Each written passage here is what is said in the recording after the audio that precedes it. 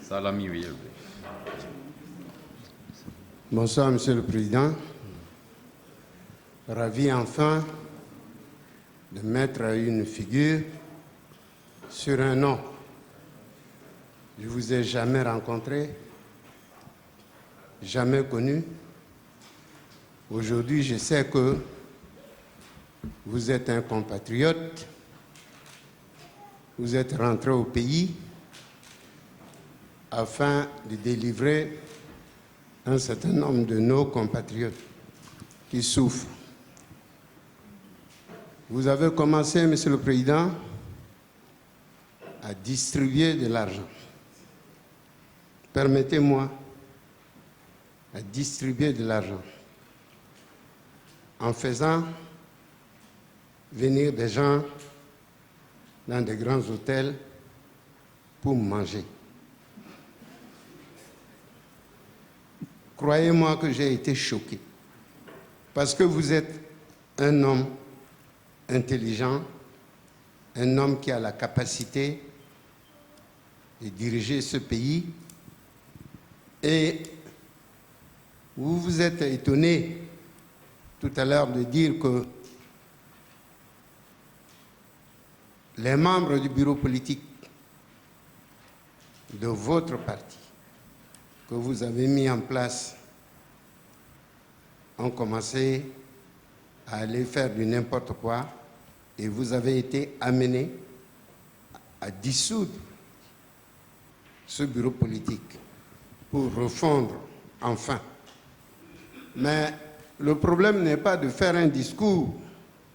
Le problème, c'est que je voudrais vous dire ceci. L'argent que vous avez donné pour les gens qui sont sur le tarmac et aux journalistes, ou l'argent qui était destiné, des millions qui sont partis en fumée, parce que vous voulez aider. Et réellement, l'action était là. Le cœur y était. Mais l'argent là est parti en fumée, alors que vous auriez pu acheter, faire tout ou donner de l'argent en faisant confiance à ceux qui étaient là, quitte à ce que vous-même vous distribuiez cet argent-là. Concernant les journalistes, vous savez, c'est la pauvreté qui amène les gens. Tous les complots ourdis contre la sûreté de l'État centrafricain par ceux parmi nous, les intellectuels, nous sommes une minorité. C'est nous qui posons des problèmes. Qu'est-ce que vous n'auriez pas fait avec votre argent? Vous donnez 25 millions. Les journalistes ont besoin de l'argent pour s'équiper. Mais vous avez des conseillers. Les membres du bureau que vous venez de dissoudre, ils pouvaient vous dire, bon, on va prendre des factures pro forma, quel est votre besoin? Et vous auriez dû acheter ce qu'il faut et mettre à leur disposition. Excusez-moi, Monsieur le Président, ce ne sont pas des reproches, mais tout au contraire, c'est des conseils et des constats amers. Ceux qui souffrent, qui dorment à même le sol, vous prenez de l'argent, vous donnez à des individus pour faire quoi avec? Ceux-là, vous croyez qu'ils vont prendre cet argent-là pour aller distribuer aux parents qui dorment là et qui meurent? Non, Président, vous avez la capacité en tant qu'ingénieur agronome, et moi je suis content parce que de croire que voilà un compatriote qui fait une révolution verte, parce qu'il y a quelqu'un qui a soulevé quelque chose tout à l'heure. Voyez-vous, la recherche, c'est ça. Le pays, Centrafrique, est le premier pays avec Madagascar à avoir le poivre noir qui coûte très cher sur le marché international. Le café Robusta a été découvert en Baïki.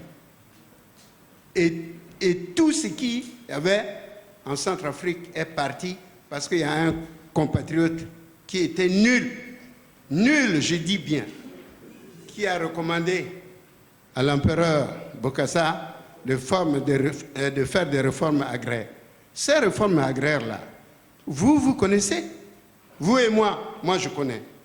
La réforme agraire, c'est la redistribution des terres aux paysans parce qu'ils n'en ont pas. Est-ce que sur les 623 000 km², ou combien de milliards d'hectares, nous avons déjà cultivé combien? Alors, ça, je ne peux pas vous poser des questions là-dessus, mais je voudrais tout simplement revenir vers vous, Monsieur le Président. Si vous prenez le pays, puisqu'il s'agit de la révolution verte, qu'allez-vous vous faire pour ne pas débaucher des ingénieurs, soit de TP ou d'agronomes, pour en faire des préfets?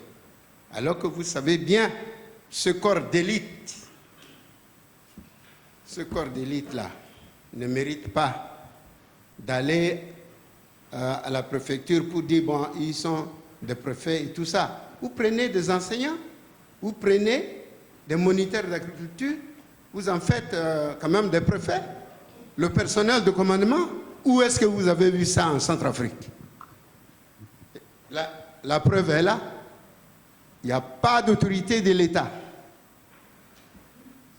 Pas d'autorité de l'État, Monsieur le Président.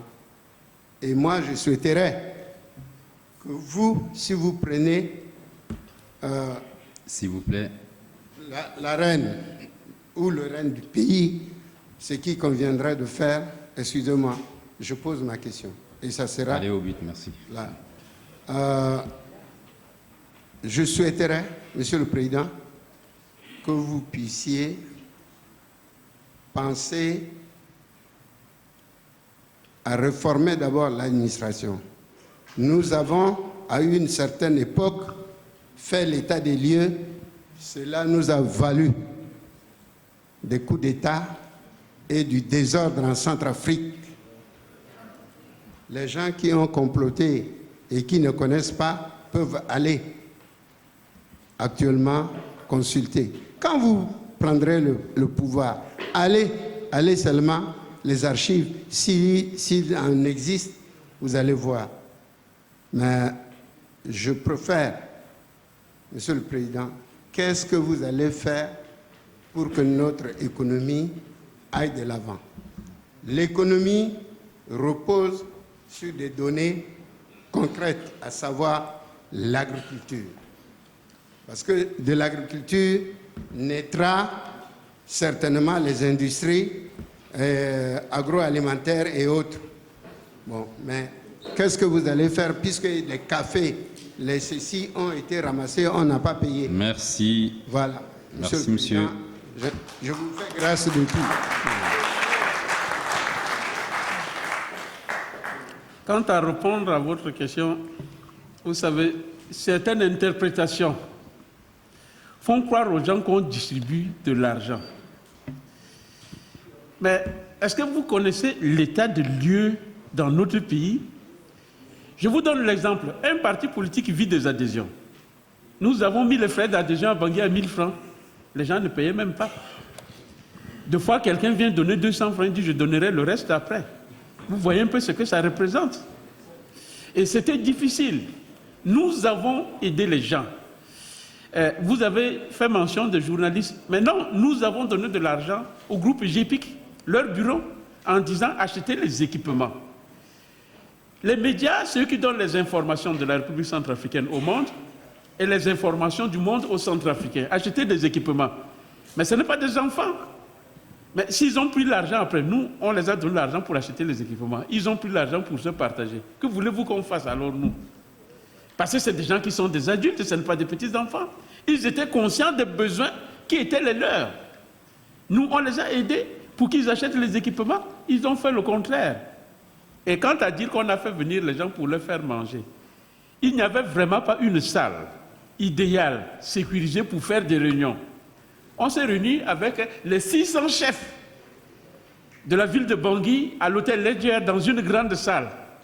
Mais dans la tradition africaine, vous recevez l'un de vos frères, vous le laissez partir comme ça, même pas un verre d'eau, même pas un petit mangbélé, un petit pangaba, même un petit carco qu'il mange. Et quand nous, on les reçoit, on leur offre à manger, on dit qu'on appelait les gens pour... Mais non, on a fait des réunions pour leur sensibiliser sur la paix dans le pays. On disait au chef de quartier ceci, vous connaissez les gens de votre quartier, sensibilisez les jeunes, de laisser les luttes armées pour que la paix revienne définitive dans le pays. On a eu à travailler avec eux toute une matinée jusqu'à 13h. Et à 13h, on leur dit, bon, mais au revoir, parce que l'hôtel est réservé à une certaine catégorie de personnes bien déterminées pour manger. Non. Comme on savait qu'on avait une réunion avec eux, on a demandé qu'on fasse un repas. À la fin, au moins, qu'ils mangent quelque chose avant de rentrer chez eux. Et si vous connaissez l'état des lieux, ce que les gens vous disent là, vous ne pouvez pas. Il y a des chefs qui sont venus, il y a un qui m'a dit qu'il a fait 3 jours, il n'a pas mangé. Et quand il venait le matin, son corps tremblait. Et avec une personne comme ça, vous faites une réunion avec lui, il ne mange pas, vous le laissez, il part comme ça, alors qu'il dit qu'il a fait 3 jours, il n'a même pas mangé. Mais l'état des lieux est catastrophique. Nous avons posé certaines actions, c'est pour encourager la population, leur dire que vous pouvez avoir de l'espoir. Je vous dis ce qu'on dit qu'on distribue de l'argent. Nous avons amené 17 médecins au Cameroun, toutes les spécialités confondues. On a fait beaucoup des opérations à l'hôpital communautaire gratuitement, financées par le parti. Mais il fallait voir le nombre de gens qui sont venus se faire soigner sur les 1 mois qu'on avait fait là-bas. Mais voulez-vous qu'on laisse les gens mourir parce qu'en les soignant, on distribue de l'argent? Mais c'est tout ce qu'on a eu à faire. Et les gens disent que nous distribuons de l'argent. Et quand on soigne la personne, les médecins devraient partir. Il y avait des ordonnances qu'il fallait assumer. Qu'est-ce qu'on fait? On remettait un peu d'argent au patient lui-même. Tu restes acheter les restes des médicaments. Et c'est ça qu'on dit distribuer de l'argent. Mais cet argent, on allait donner à qui?